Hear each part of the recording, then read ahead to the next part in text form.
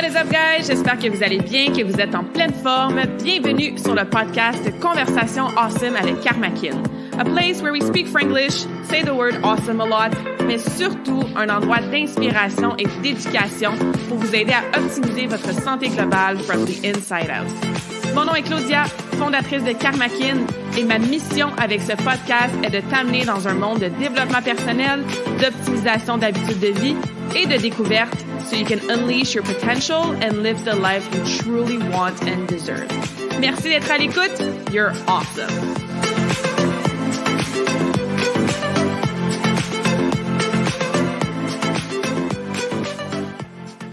What is up, beautiful souls? Bienvenue dans cette nouvelle conversation awesome. Bienvenue si c'est ta première fois sur le podcast et re-bienvenue si t'es ici à chaque semaine ou de temps en temps.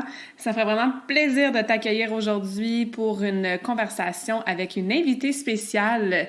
Je reçois Tess Ouidir, qui est coach, conférencière, créatrice de contenu, body and mindset coach, mais au-delà de tous ces titres, c'est une femme extraordinaire que j'ai rencontrée virtuellement il n'y a pas si longtemps que ça. Tu sais, des fois, là, je veux dire pas des fois, souvent, là, on est sur les réseaux sociaux, puis on scroll ou on se fait proposer des amis sur Facebook parce qu'on a des amis en commun ou des connexions sur LinkedIn parce qu'on a des champs d'intérêt qui sont similaires ou des comptes sur Instagram parce qu'on suit mutuellement des personnes qui sont les mêmes. Bref, vous voyez ce que je veux dire?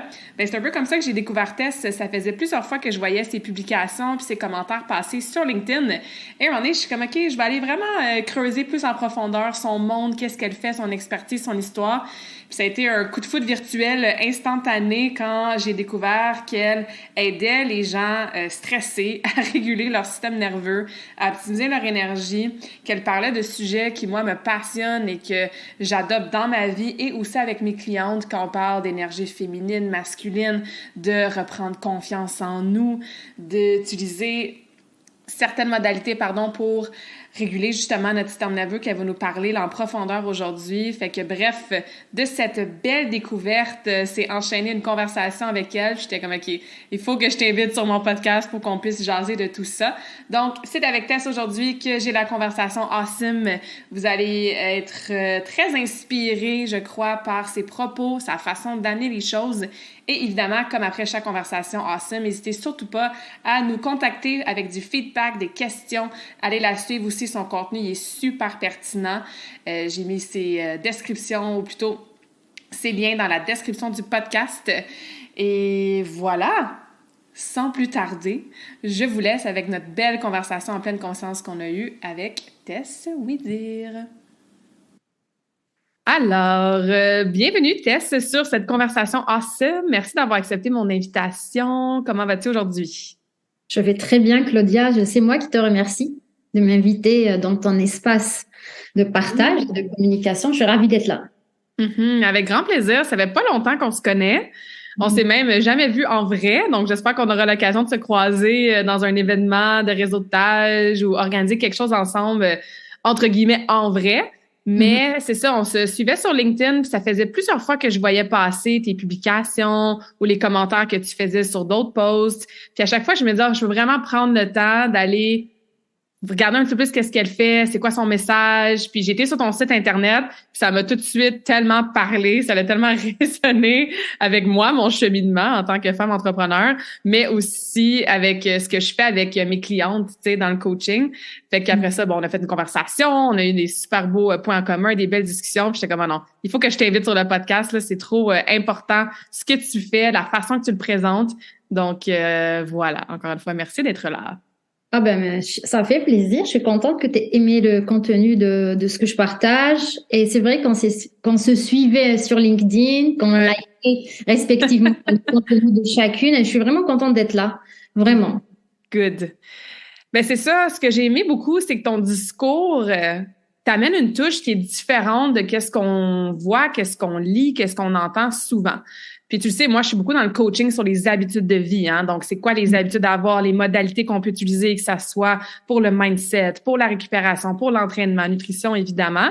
Mais toi, ce qui m'a vraiment marqué, c'est vraiment tout le discours autour de, OK, ton système nerveux, qui est un sujet que tu adores parler, que j'ai appris d'ailleurs, moi, beaucoup grâce à tous les posts que tu fais, que ce soit sur LinkedIn ou sur Instagram.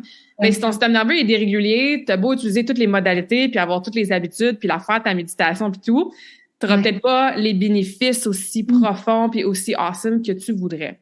Mais avant qu'on embarque là-dedans, j'aimerais ça que tu nous partages un peu ton histoire, parce que toi, tu as un passé de pharmacienne, donc très, très, c'est ça, le côté scientifique, tout ça. Puis, des fois, on se retrouve dans un clan ou dans l'autre, mais tu arrives quand même à faire la transition entre les deux côtés. Puis quand tu avais partagé ton histoire, je trouvais ça super intéressant. Fait que si tu peux nous raconter un petit peu de la pharmacie jusqu'à ce que tu fais aujourd'hui, ça a été quoi un petit peu ton cheminement personnel et professionnel? En tout cas, bien résumé. On va parler du système nerveux, le nerf de la guerre. Quand on demande à quelqu'un de parler de soi ou de se présenter, tu vois, la plupart des gens vont dire à quoi ils sont identifiés, à quoi les personnes sont identifiées. Si une personne pense qu'elle est identifiée au fait d'être maman, on va dire bonjour, je suis maman de 3 garçons ou whatever.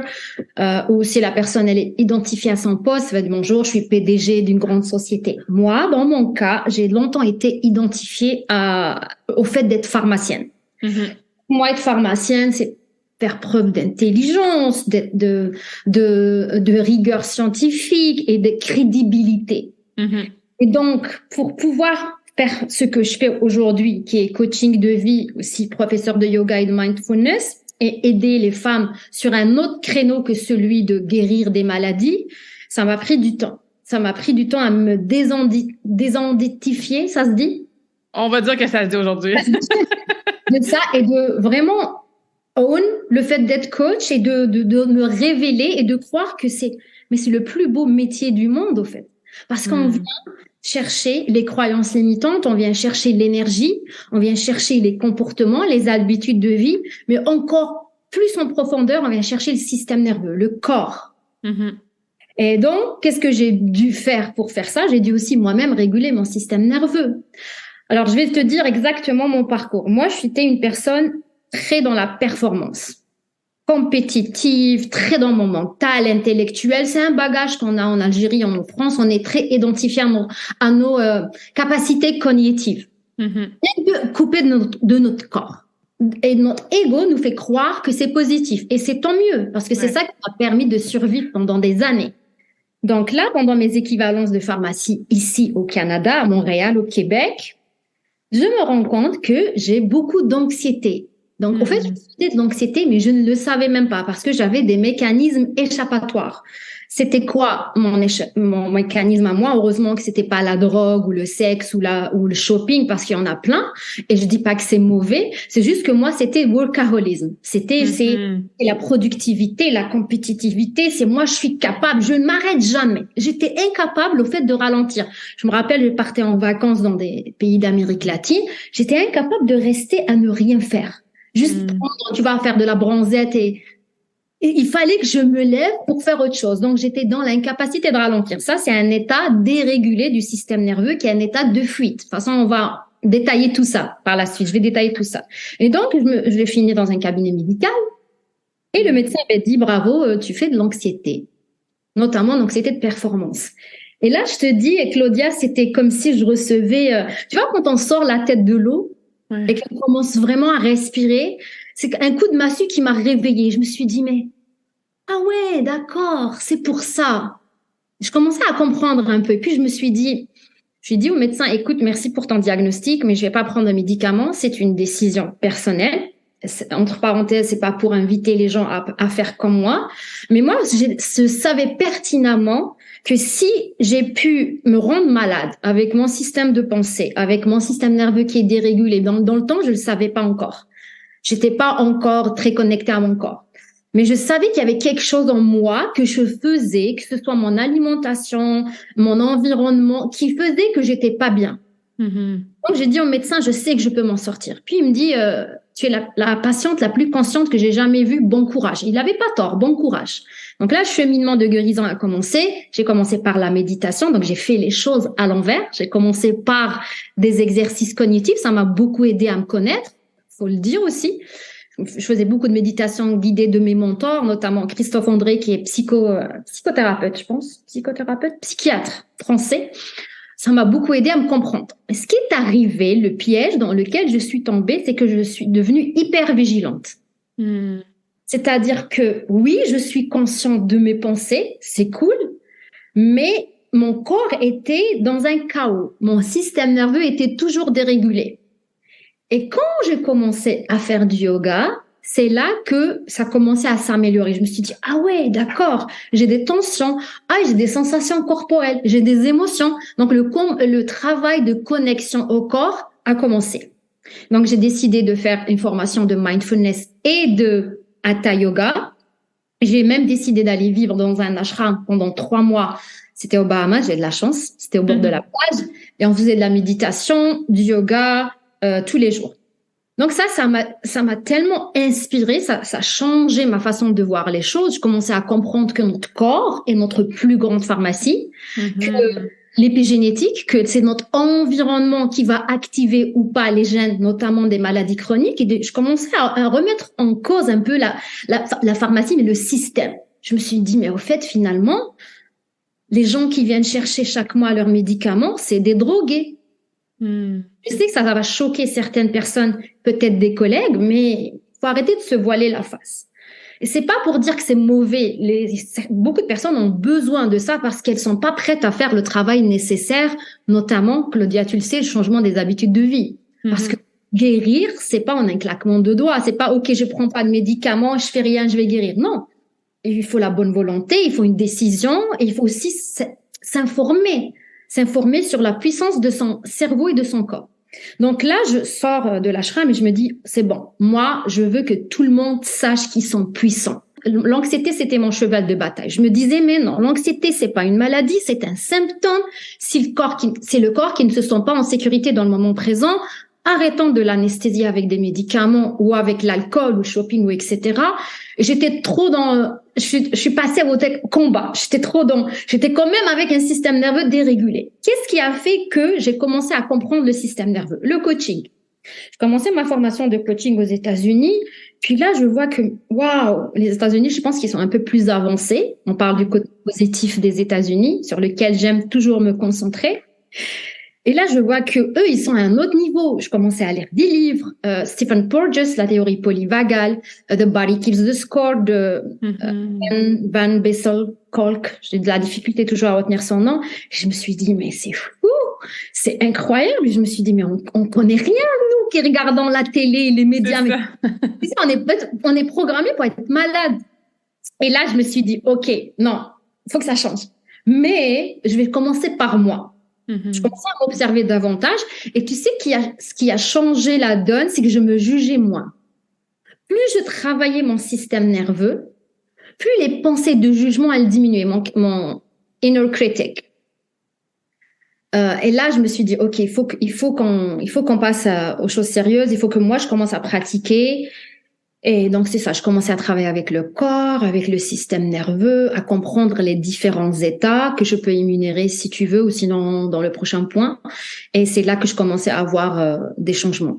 Est-ce que je suis guérie à 100%? Est-ce que je suis tout le temps dans un état d'homéostasie? Non. Je suis pas Bouddha. D'ailleurs, Peter Levine, qui est un des grands psychologues aux États-Unis, spécialiste de la régulation du système nerveux et de la libération des traumas, il le dit, enlightenment, l'illumination, c'est quand tous les êtres humains du monde vont avoir un système nerveux dérégulé, régulé, bon courage. C'est ça. Tu vois? Donc, finalement, l'illumination, c'est pas le but, mais c'est juste de travailler à être mieux. Maintenant, c'est quoi un système nerveux dérégulé? Il faut que les gens comprennent qu'on a besoin de réponses de stress. Tu vois, la réponse de combat, de fuite et d'immobilisation, les 3 réponses de survie, elles sont nécessaires. S'il y a moi un danger, s'il y a un chien qui me suit, je vais pas dire tout va bien, je suis en état d'émotion. Il faut que je me sauve. Donc c'est une réaction qui est complètement nécessaire, voire même vitale. Maintenant, le problème qui se pose avec nous, êtres humains, c'est qu'il y a des traumas dans l'enfance. On peut aussi en parler, qu'on va avoir un système nerveux dérégulé. C'est important d'en parler aussi, mais je vais te donner l'exemple d'un adulte qui n'a pas forcément eu une enfance très difficile, quoiqu'on a tous des traumas, petits ou grands. Quelqu'un comme un adulte qui subit un stress. Ce qu'il va avoir avec les êtres humains, c'est qu'on va maintenir ce stress-là avec notre bavardage mental. Alors que les animaux, ils vont shaker, ils vont faire leur truc, ils vont revenir à un état d'homéostasie. Donc, ils vont activer le système de relaxation via le système parasympathique. Pour les personnes qui nous écoutent, on a le système nerveux central et on a le système nerveux autonome qui s'occupe des fonctions automatiques ou végétatives dans le corps. Ce système-là, il est composé de deux branches. Le système sympathique, qui est responsable de la mobilisation d'énergie pour passer à l'action, et le système parasympathique, qui est composé lui-même de deux branches, la branche ventrale et la branche dorsale. La branche dorsale, c'est-à-dire vers l'arrière, c'est la branche qui s'occupe des réponses d'immobilisation. Tu vois, quand la souris, elle fait la morte parce qu'il y a un chat, elle n'est pas forcément morte, elle fait la morte, elle est en freeze pour économiser de l'énergie. Donc ça, c'est une réponse qu'on peut avoir, nous, êtres humains, notamment en cas d'agression verbale ou sexuelle. Les victimes de viol vont avoir cette réponse. C'est une réponse vitale. Et on a la branche ventrale, c'est ça qu'on veut activer. On veut tonifier cette branche qui est vraiment pas tonifiée dans nos sociétés stressées parce qu'on est tout le temps soumis à des stress de la vie quotidienne, peut-être plus que dans d'autres pays moins évolués, moins développés. Et donc, ce qu'on veut, on veut donc activer le système parasympathique dans sa branche ventrale. Donc là, je viens de résumer les deux systèmes. Maintenant, avant que tu continues, parce que moi, j'utilise beaucoup les termes en anglais. Je sais qu'on est familier avec les termes rest and digest, fight, freeze, flee. Où est-ce que tu places ces termes-là dans ton explication? En plus, d'habitude, je le dis en anglais. Je sais pas pourquoi aujourd'hui. Non, mais c'est super pertinent, mais c'est juste que moi, puis je sais que j'ai des clientes, c'est ça, on est plus habitués à entendre ces termes-là. Fait que ton parasympathique ventral serait ton rest and digest. Rest and digest ou social engagement. C'est ça. Social engagement, rest and digest. Récupération, digestion, système immunitaire boosté, ouverture aux autres, curiosité au lieu du jugement. Ça, c'est rest and digest or social engagement. C'est ce qu'on veut aller chercher un petit peu plus pour régulariser notre système nerveux. On veut toujours, en fait, revenir à cet état. On veut quand même naviguer les autres états parce qu'on en a besoin, mais ce qu'on veut, on veut pas rester coincé dans la survie. On veut revenir à cet état-là en tonifiant notamment notre nerf vague. Maintenant, pour ce qui est des autres, combat, c'est fight. Flight or flee, c'est la fuite. Et free, c'est l'immobilisation. Ça, c'est dans le sympathique. C'est ça ce qui est un peu plus compliqué. Dans le sympathique, il y a juste deux. Combat et fuite. Fight and flight. Dans le parasympathique, il y en a deux. Il y a le rest and digest. En ventrale. Dans la branche ventrale. Mais le freeze, c'est dans la branche dorsale. C'est quand on a plus d'énergie, burn-out, dépression, stress post-traumatique, victime de viol, tout ça, les personnes, elles vont avoir tellement pas d'énergie qu'elles vont être dans un mode de freeze. Est-ce que c'est clair? Ouais, super clair. Merci. Donc, c'est ça. Le but, c'est de toujours revenir à cet état d'homéostasie, de relaxation. L'homéostasie, c'est vraiment un état d'équilibre dans le corps. L'état naturel de l'être humain. L'être humain, un bébé, quand il naît, il est dans cet état-là. Et puis, il a des moments où il est en mode survie. Il veut manger, il va crier. Donc, l'enfant va s'exprimer. Puis, il a besoin de ses parents pour qu'ils viennent le rassurer, lui donner à manger, le toucher, le regard. Si ça n'arrive pas, on peut développer ce qu'on appelle trauma de développement. Et ça peut déréguler le système nerveux sur le long terme. C'est une des causes de la dérégulation du système nerveux. Ça, c'est si la personne pense avoir ça, mais honnêtement, je dirais d'abord voir un psychothérapeute spécialisé dans les traumas qui travaille avec le corps, somatic therapy, que d'aller chercher du coaching. Ouais, je suis bien d'accord. Puis, à l'âge adulte, quand on est dans cet état d'homéostasie-là, ça ressemble à quoi? Comment tu te sens, toi, par exemple, ou tes clientes, ou moi, quand on sent, OK, là, je suis en homéostasie? J'adore la question. C'est comme quand on a commencé notre entretien, on était ouverte, on s'est dit, hey, salut, ça va bien, j'adore partager avec toi. C'est dans un état dans lequel, déjà, notre santé, elle est au top. On a notre système immunitaire qui fonctionne très bien parce qu'il passe pas son temps à guérir des maladies. On est dans un état dans lequel on est moins dans la peur de l'autre, on est plus dans la curiosité, moins dans le jugement. Imagine cet état-là quand, par exemple, tu regardes un coucher de soleil, ou tu danses sur une belle musique, ou tu manges un mets savoureux, ou tu donnes un câlin à ton amoureux. C'est un état dans lequel on est bien. OK. C'est l'état naturel de l'être humain. Les autres états, s'ils durent juste quelques temps pour nous protéger de quelque chose, c'est très simple. Mm-hmm. Par exemple, prenons le cas d'un état que je n'ai pas cité, qui est un peu plus compliqué, the fawn response. Est-ce que tu connais? Ouais. The fawn response, c'est un état qui a été notamment défini par Pete Walker, qui est un psychologue aux États-Unis qui a écrit le livre From Thriving to Thriving, Complex PTSD, excellent livre. The fawn response, c'est quoi? C'est comme le syndrome de Stockholm.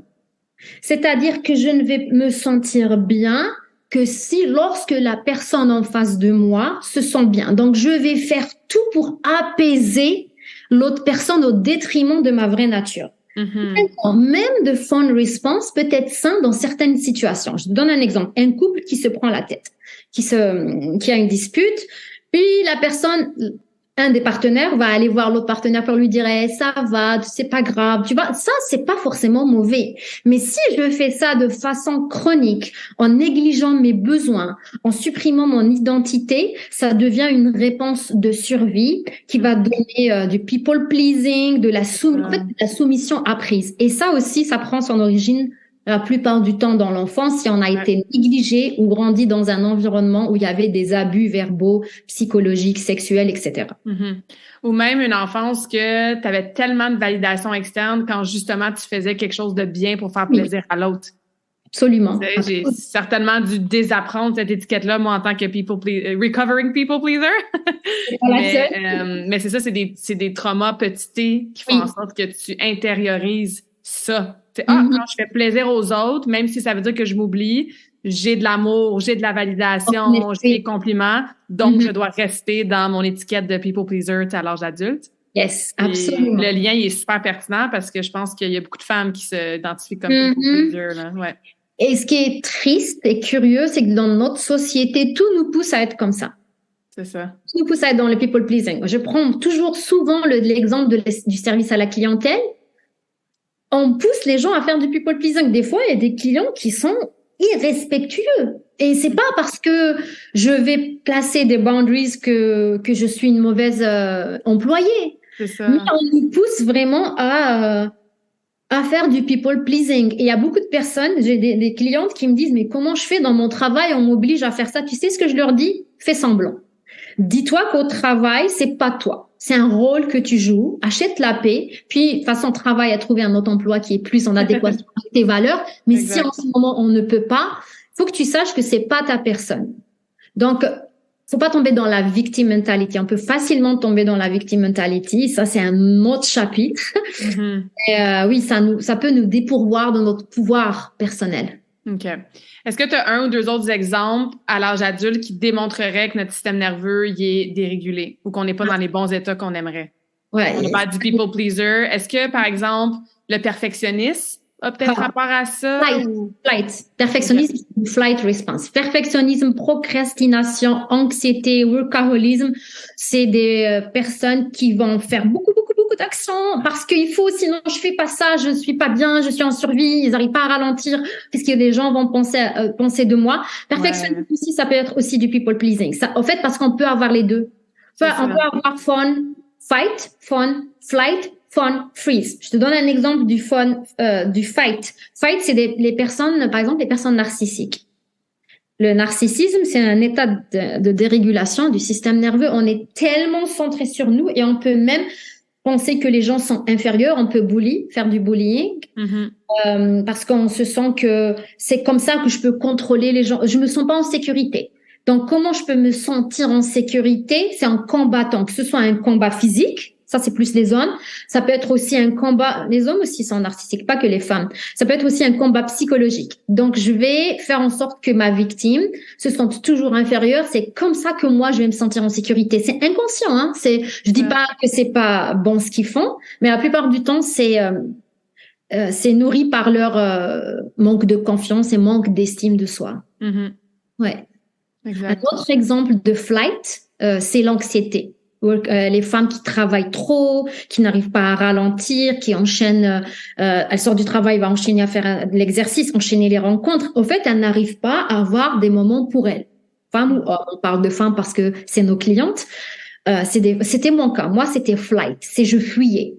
Comme si je m'arrêtais, je vais me rendre compte qu'il y a un inconfort en moi, qu'il y a un vide à l'intérieur de moi et oh my God, non, j'ai passé par là aussi. ça. Et puis, la vie, un jour, te réveille, te donne un coup de pied aux fesses pour te réveiller et c'est tant mieux. Mm-hmm. Fait que pourquoi c'est important de commencer par ça, de commencer par avoir conscience, dans quel état on se situe de façon générale, et deux, de commencer à prendre action après la prise de conscience pour réguler notre système nerveux. Pourquoi c'est important? Parce que les exercices cognitifs, méditation, visualisation, même croire en soi, ne vont pas fonctionner si t'as pas d'énergie. Si ton système nerveux, si tu te sens pas en sécurité dans ton corps, tu peux pas aller créer. Moi, ça m'arrive des fois où j'ai zéro créativité, puis je me dis, ah oui, pourquoi? Ah, ok, il y a quelque chose qui m'empêche. Il y a quelque chose moi, c'est l'anxiété, donc ça va être quelque chose dans l'avenir qui va prendre mon énergie, ça va déréguler mon système nerveux. Au lieu de faire les bonnes actions, je vais juste faire de la business, m'occuper, au lieu de sortir On a tellement de points communs, là. C'est comment, je vais faire plein de busy work pour avoir l'impression que j'ai été productive aujourd'hui, mais dans le fond, comme, non, là. C'est ça. Et donc, c'est ça. Donc ça, c'est important de travailler le corps. Quand je suis grounded, ancrée, et que j'ai de l'énergie, je me sens en sécurité dans mon corps, là, c'est facile d'aller chercher de la créativité, de l'inspiration. C'est facile de faire de la méditation. On va accéder facilement à nos capacités cognitives. Et ça, c'est pas moi qui le dis, c'est des preuves scientifiques, c'est plein de livres qui expliquent comment l'énergie, elle est libérée au fait, et elle va accéder au cerveau, le cortex préfrontal au lieu du cerveau limbique émotionnel. Mm-hmm. Donc, ça aide vraiment à la libération d'énergie pour accéder à nos capacités et même les capacités exécutives. Meilleure concentration, prise de décision, meilleure régulation des émotions. En fait, on va avoir un temps de pause entre le stimuli et la réponse.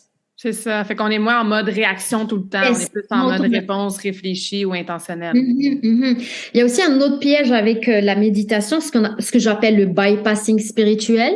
Il y a deux choses que je voudrais partager, si tu permets. Absolument. Alors, la première chose, c'est quand on est coincé dans the freeze, les personnes qui sont tout le temps en train de binge-watcher, Netflix, ces personnes qui font de la marijuana, il n'y a aucun jugement, c'est juste des exemples, ou les personnes qui ne sont pas motivées. Ces personnes-là, si tu leur dis, tu prends une personne qui est en mode freeze. La plupart du temps, c'est des personnes qui se sentent victimes du gouvernement, victimes de l'environnement, victimes de leur ex, de leurs parents, etc. Tu leur dis, médite, va méditer. Ce qui va se passer, c'est qu'elles vont se dissocier davantage. Elles sont déjà pas dans leur corps. Donc, tu leur dis, va méditer. Donc, ça va avoir elles vont passer leur temps à rêver. Ça va être de la rêverie, un autre mécanisme échappatoire. Ça, c'est le premier piège. Et deuxièmement, ce qui va arriver, prenons une femme qui est en mode people pleasing, qui a pas de boundaries, qui est aussi, des fois, elle freeze au lieu de réagir par exemple, à un manque de respect, etc. Si tu l'emmènes dans une communauté spirituelle et tu lui dis, l'amour inconditionnel, il faut s'ouvrir, il faut aimer tout le monde, qu'est-ce qui risque de se produire? Parce qu'elle se connaît pas, elle s'est pas encore individualisée. La plupart du temps, on a le cerveau de l'enfant qui n'a pas pu évoluer. Ce qui va arriver, c'est qu'elle va juste manquer de boundaries davantage.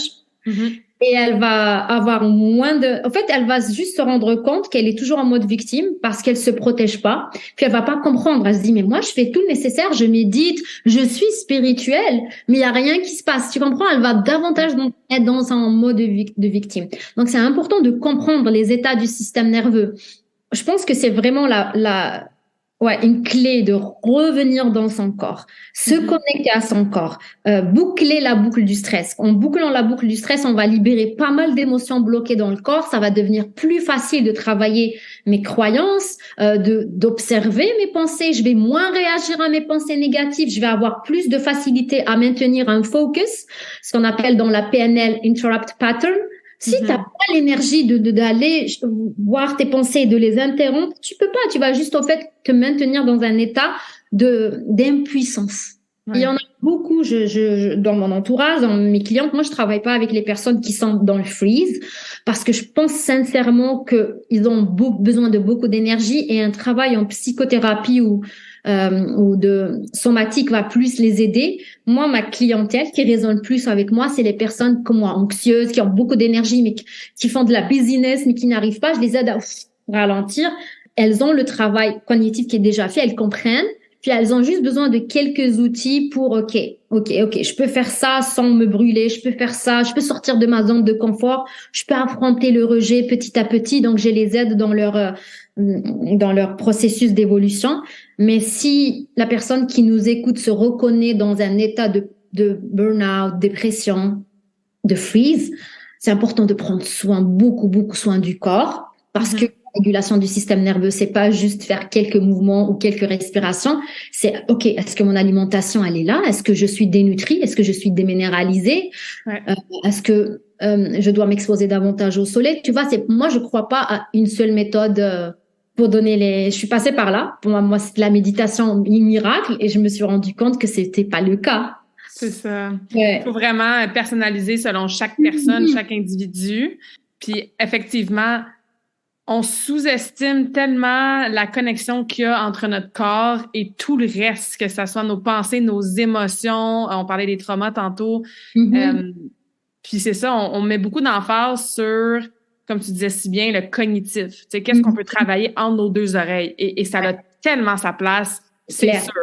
Mais quand le corps suit pas et que justement, tu l'as si bien dit encore une fois, t'es pas en sécurité dans ton corps, à un moment donné, soit que tu frappes un plateau, soit que tu vas te sentir pire. Oui, c'est ça, comme dans les exemples que tu as montrés.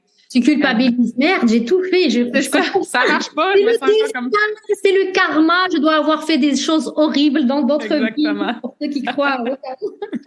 Mais non, on est là pour vous donner un message d'espoir que si tu te sens comme ça, c'est très possible, mais c'est ça, il faut parfois revirer un peu la démarche de bord puis commencer par le corps. Qu'est-ce que ça signifie pour toi ou peut-être pour tes clients de se sentir en sécurité dans leur corps? Parce qu'il y a peut-être des femmes qui se sont jamais senties safe dans leur corps physique. Est-ce que c'est un peu comme tu nous expliquais tantôt, le sentiment d'être bien, d'être dans l'ouverture? Est-ce qu'il y a des sensations physiques, littéralement, que toi ou tes clientes vous ressentez quand vous vous sentez vraiment en sécurité dans votre corps? C'est quelqu'un qui entend ça puis c'est comme, j'ai aucune idée, moi, si je suis safe dans mon corps ou pas. C'est une excellente question. OK, je vais la soulever de deux différentes façons. OK, premièrement, si je te dis, Claudia, sans tes pieds, qu'est-ce qui se passe? Ben, j'ai porté mon attention à mes pieds. Fait que déjà, mon focus était là. Je sens physiquement le plancher qui est en contact sous mes pieds. Je sens la température, mes orteils sont un peu froides. Ah, super, t'es bien connecté à ton corps. En même temps, quand tu faisais ça, est-ce que tu pensais à autre chose? Non. En fait, c'est simplement ça. Parce que des fois, on a tendance à compliquer. L'ego aime quand c'est compliqué. En fait, c'est ça, c'est juste être capable de sentir tes fesses sur le sol, sur la chaise. Sentir tes pieds sans pousser, sans t'appuyer, juste sentir tes pieds sur le sol. Je suis en train de le faire en même temps. Respirer, faire un soupir. Tu vois, il y a des choses tellement qu'on croit futiles, qu'on prend pour acquises. Ça va nous permettre d'être dans notre corps. Maintenant, ce qui risque de se produire quand on commence à être connecté à son corps, et c'est là que personne ne veut faire le travail, parce que c'est dur. On va commencer à sentir des sensations corporelles et on va commencer à sentir nos émotions. Et si dans le temps, j'avais refoulé beaucoup d'émotions parce que si je pleurais, on me prenait pour une faible, ça c'était mon cas. Moi, je me rappelle vraiment littéralement bloquer mes larmes dans ma gorge pour que papa soit fier de moi. C'est ça.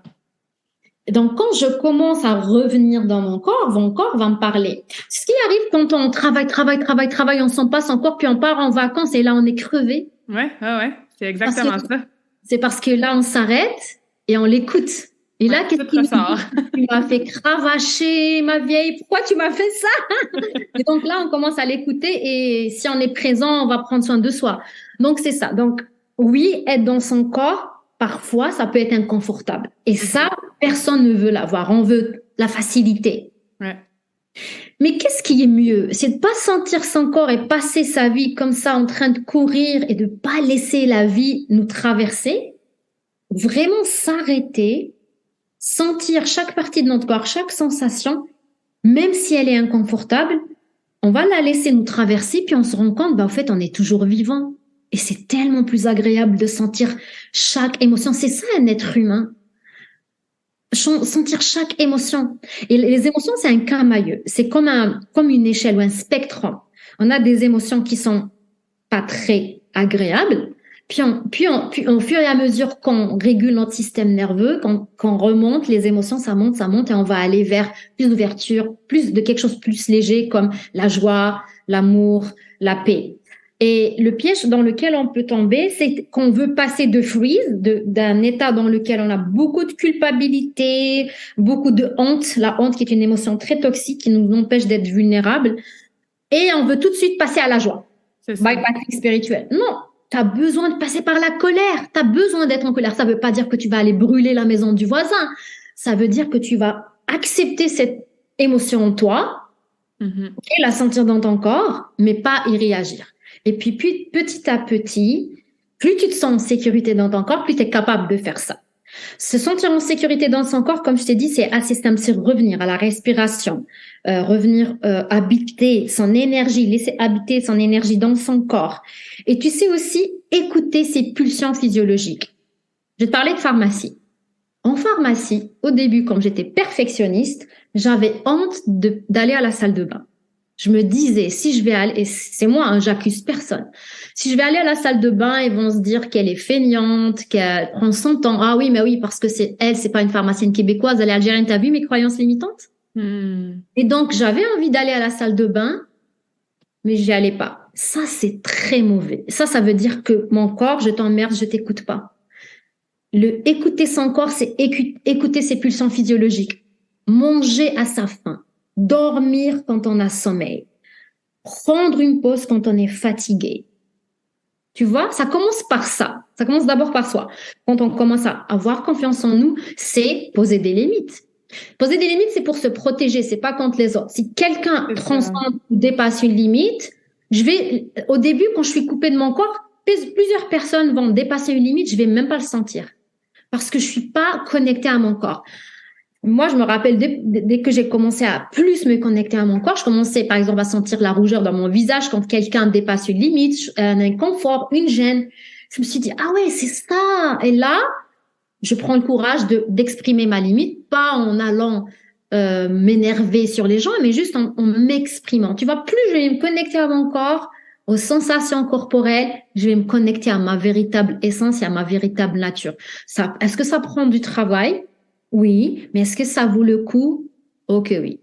Absolument. C'est parce qu'après, c'est toute la légèreté qui vient avec.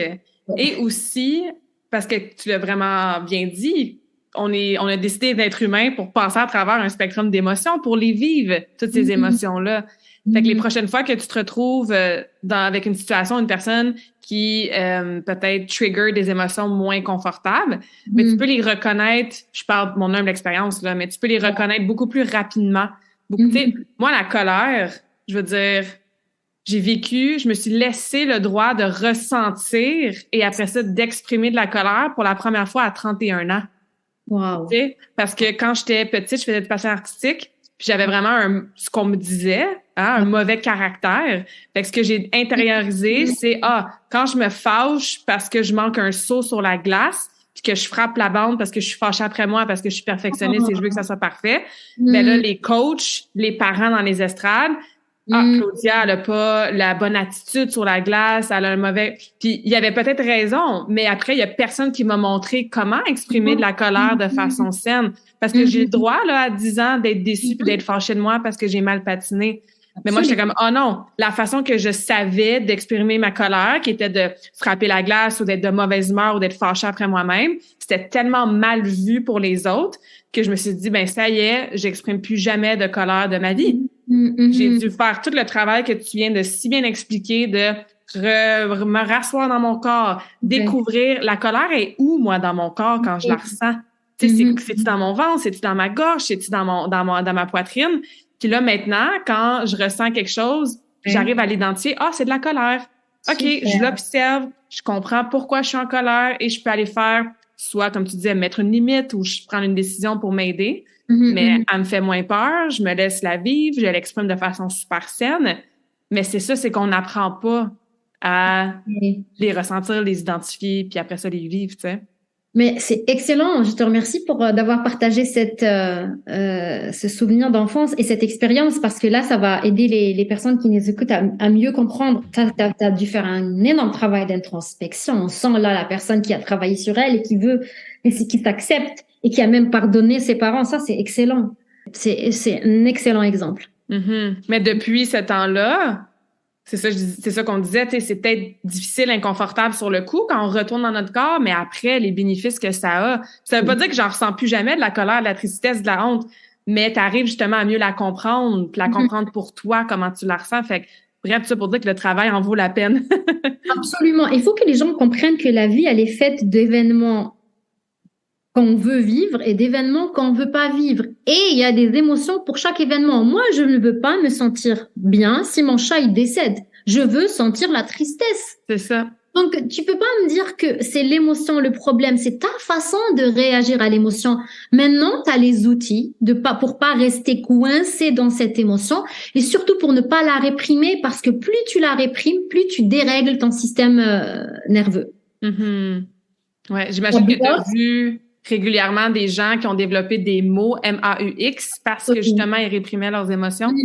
Complètement. On parlait du livre là, de Body Keeps Score, là, c'est exactement ça. Tu sais, les gens qui font des crises de cœur malheureusement ou que le corps il réagit physiquement parce qu'il y a justement cette accumulation là d'émotions qui sont pas vécues. Puis non pas libérées, les maladies auto-immunes aussi. Ce qui est important aussi, les mots physiques, mais les pensées. L'état de notre système nerveux dicte nos pensées. Moi, je parle surtout des entrepreneurs. J'ai beaucoup d'entrepreneurs quand je réseaute qui me disent, mais j'ai envie de faire ça. J'ai envie d'aller partager, avoir de la motivation, parler de mon nouveau projet. Mais on dirait que j'ai quelqu'un qui vit dans ma tête et qui me dit, t'es pas capable. T'es qu'une merde. Ça, c'est un indicateur que ton système nerveux est dérégulé. Ça veut dire que tu es bloqué soit dans la fuite ou dans le combat, c'est le monde est injuste, tu dois travailler fort, etc. Je peux même te donner d'exemples de phrases en fonction de chaque état du système nerveux. Donc, c'est important de comprendre. La première étape de transformation, c'est la pleine conscience. Et puis, pas juste être conscient et rien faire. Il faut passer à l'action. Quels sont les outils que je peux faire? Est-ce que je peux me faire accompagner? Est-ce que je peux me faire aider? Et petit à petit, vraiment, pas à pas, s'il y a beaucoup de changements à faire, c'est là qu'il faut aller doucement sur le temps. Très important. Petit à petit, je travaille le corps, je récupère l'énergie, j'apprends à mon corps à revenir toujours à un état d'homéostasie, je tonifie mon nerf vague. La tonification n'est juste un autre outil, c'est pas juste ça. Je fais attention à mon alimentation, mon hydratation, mon environnement. Et tu sais ce que je voudrais partager aujourd'hui, si tu permets, Claudia, c'est une excellente étude qui a été faite aux États-Unis dans les années 50, qui a été reprise dans le livre de Maxwell Gladwell, je pense. The Outliers. Yes, The Outliers. Alors, dans un village qui s'appelle Roseto, dans les années 50 aux États-Unis, un groupe des immigrants italiens, ils ont donné du fil à retordre à des chercheurs. Pourquoi ? Parce qu'à ce moment-là, aux États-Unis, la plupart des gens mouraient de maladies cardiovasculaires. À l'âge de 65 ans, il y avait toujours la cause de décès première, c'était ça. Mais dans ce village-là, les gens mouraient plus de vieillesse. Il y avait moins de problèmes cardiovasculaires. Alors qu'ils avaient des habitudes de vie vraiment pas healthy. C'est-à-dire qu'ils mangeaient de la viande, ils fumaient, buvaient, faisaient pas d'exercice physique. C'était vraiment curieux. Et il y avait un village à côté qui s'appelle Bangor, où il y avait pas la même communauté, c'était pas des Italiens, mais il y avait plus de maladies cardiovasculaires et plus de décès à cause de ça, 3 fois plus. Puis les chercheurs se disaient, mais c'est quoi? Comment ça se fait? Ils ont étudié le village et ils se sont rendus compte que ces émigrants italiens avaient créé un environnement social, plus de 22 associations qui leur permettaient de se retrouver, tu vois, avec le caractère chaleureux, de se toucher, de se sentir épaulés. Ils ont en fait créé comme une structure sociale qui les a protégés de la pression de la vie moderne. Et moi, je pense que ça a créé des effets anti-inflammatoires dans le corps avec l'ocytocine et les neurotransmetteurs. Ça, c'est mon interprétation. C'est fou comme l'environnement peut activer ou désactiver des gènes de maladies chroniques. Donc ça, c'est un des outils de régulation du système nerveux, de ne pas rester seul. Et on le voit avec ce qui s'est passé après la pandémie. Les maladies mentales, elles ont pas duplé, c'est incroyable, les suicides, parce que je dis pas qu'il faut pas se protéger, parce qu'on peut toujours mal interpréter mon message, mais il faut pas rester seul. L'isolation, ça crée, ça dérègle davantage le système nerveux et ça crée des maladies mentales et physiques. Ouais. Mais moi aussi, j'avais regardé beaucoup certaines études sur, c'est ça, les gens qui sont seuls, le loneliness. Puis c'est l'émotion, le ressenti, on peut l'appeler comme on veut, là, qui amenait justement le plus d'effets négatifs sur la santé mentale et même la santé physique. Fait que c'est important d'aller chercher on parlait de Soul Tribe tantôt avant qu'on enregistre. Tu sais, même moi, je fais un effort parce que, je veux dire, j'habite seule. En ce moment, j'ai pas de partenaire. Je voyage seule. Je construis ma business toute seule. Ben, des fois, toi aussi, c'est ça, la lourdeur de la solitude. Parfois, on s'en rend pas compte, mais ça nous pèse un peu dessus. Fait que, tu sais, de faire l'effort je vais aller à un studio de yoga en personne au lieu de faire mon yoga toute seule chez moi derrière YouTube, tu sais. Ou quand je vais voyager, je vais être dans des auberges de jeunesse de temps en temps pour rencontrer des voyageurs, tu sais. De faire des événements réseautage en personne au lieu de faire juste ce qui est virtuel. Fait que même moi, c'est un effort conscient parce que j'adore mon temps toute seule. Je suis quelqu'un qui est très indépendante.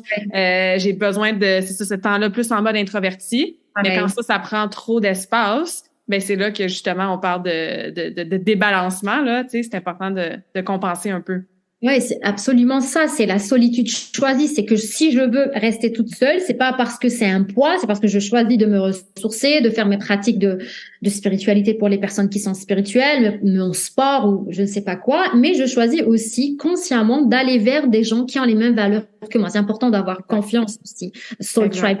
Ouais, un bon équilibre entre les deux. Il y a des gens qui sont plus introvertis qu'extravertis. On ne vous demande pas de changer, de vous forcer, mais de ne pas rester seul. Absolument. Fait qu'on a plein de trucs, plein d'explications aujourd'hui. Moi aussi, je vais réécouter l'épisode. Puis, je trouve ça super pertinent. Fait que, tu sais, si on peut résumer ça, là, si tu nous avais 2-3 minutes pour résumer au niveau du système nerveux, qu'est-ce que je dois comprendre aujourd'hui? Qu'est-ce que je peux faire dès aujourd'hui pour commencer à le réguler? Tu sais, en 2-3 étapes, là, qu'est-ce que tu nous dirais pour... Ouais. Première étape, pleine conscience. S'observer. Ce que je recommande à mes clientes, pendant une journée, change rien à tes comportements, mais observe-toi.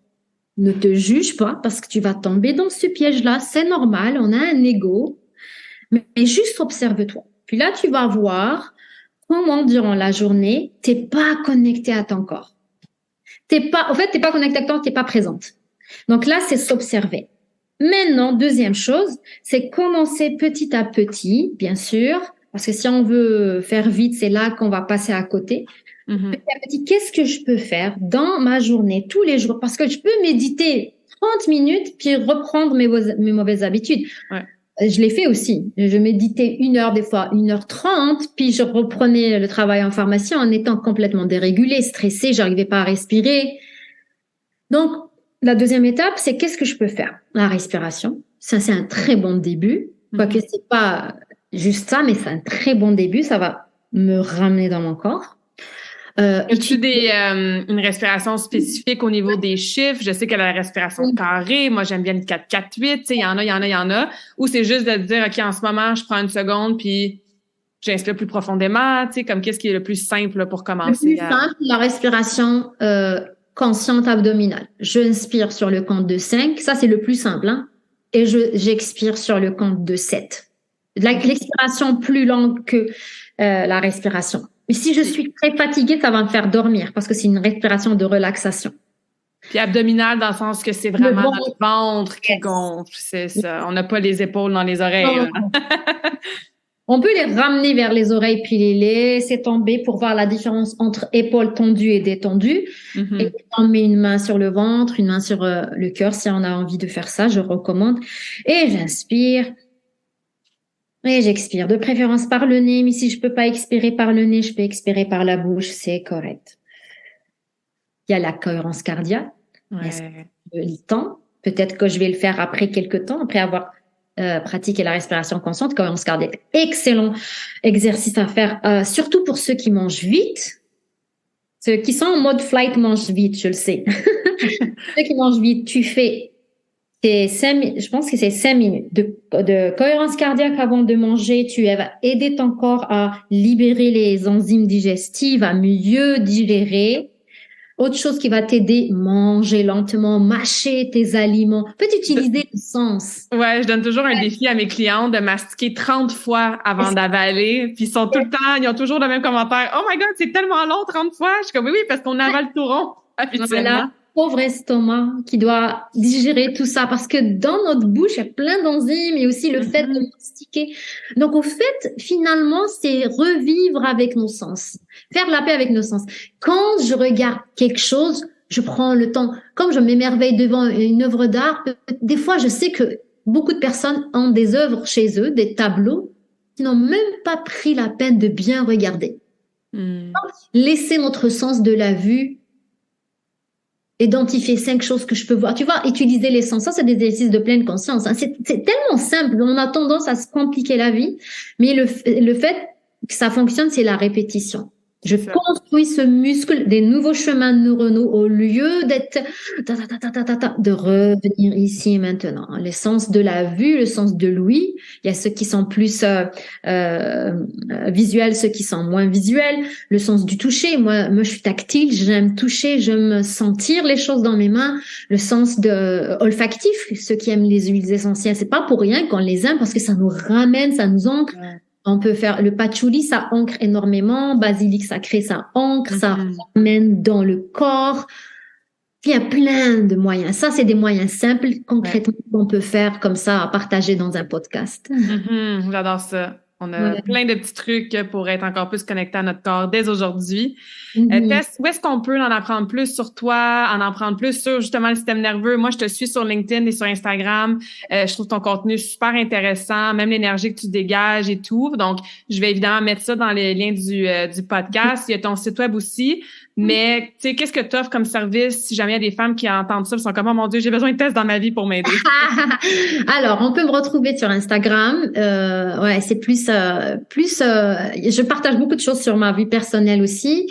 Tess, lui dire, ou Une vie consciente avec Tess. J'ai une page Facebook dans laquelle je partage des événements, des webinaires, des cours de yoga au parc, des cours de yoga en ligne, mon coaching, mon programme d'accompagnement qu'on peut trouver sur Facebook et sur mon site internet, Une vie consciente avec Tess.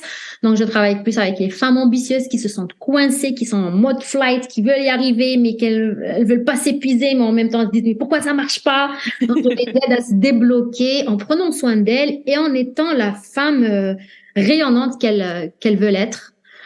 C'est sur mon site internet, le programme Retour à soi. Sinon, je suis présente sur LinkedIn aussi. Ouais. Génial. Ben, avant de poser ma dernière question que je pose à tous mes invités, je voulais juste te remercier encore une fois pour ton partage. Je suis contente que la vie virtuelle nous a connectés. Puis, mais tu sais même pas à quel point je suis contente. J'adore les rencontres où tu sens que l'énergie, tu vois, j'ai même pas besoin de réfléchir ou être trop dans mon ego pour parler. Ça, c'était fluide parce qu'il y a une belle énergie. J'adore. Vraiment, j'ai passé un très bon moment. Ben, merci à toi. On était dans un bel état d'homéostasie. Oui! Super. Fait que ma dernière question, c'est quelle est ta citation préférée et pourquoi? Oh my God, ma citation préférée, une de mes citations préférées, la personnalité crée ta réalité. c'est Joe Dispenza, un de mes mentors que je suis allée voir. Ouais, moi aussi, j'adore Joe Dispenza. Je l'ai hugué. Et putain, il a une énergie. C'est clair. Regarde ce qu'il dit, c'est vrai. Alors, il dit, ta personnalité crée ta réalité. Et ta personnalité, c'est l'ensemble de tes pensées, émotions et actions. Et moi, je crois sincèrement que notre personnalité n'est pas fixe. C'est pour ça que je crois pas au test de personnalité. Elle peut changer parce que si tout le monde comprend ça, c'est ouf. Ça redonne le pouvoir. On n'est pas nos pensées. On est la conscience qui observe nos pensées et on peut générer la pensée qui va nous donner l'état émotionnel avant même d'obtenir le résultat qu'on veut. Ouais. C'est ça qui change une vie. C'est que je suis tellement détachée. Tu vois, les personnes magnétiques qui sont détachées, elles sont tellement bien dans leurs pensées. Elles ont déjà l'émotion, elles l'incarnent. C'est dur, mais ça peut se faire. Elles incarnent qu'elles vivent déjà le rêve et elles enjoy the process parce qu'elles ont déjà l'état émotionnel. Donc, ta personnalité crée ta réalité. Ah, j'adore ça, tellement inspirant. Donc, allons créer des réalités awesome en pleine conscience. Awesome! Merci, Tess. Merci, Claudia. J'espère que cette conversation awesome t'a inspiré. Et d'ailleurs, I would love to hear back from you. Rejoins Karmakin sur les réseaux sociaux and tag me in a post pour partager ce que tu retiens de cet épisode. Je serais vraiment grateful aussi si tu pouvais me laisser un rating and review pour le podcast. Ça me permet d'avoir un impact positif sur plus de gens comme toi. Merci beaucoup d'avoir été à l'écoute and until next time, je te souhaite une journée awesome.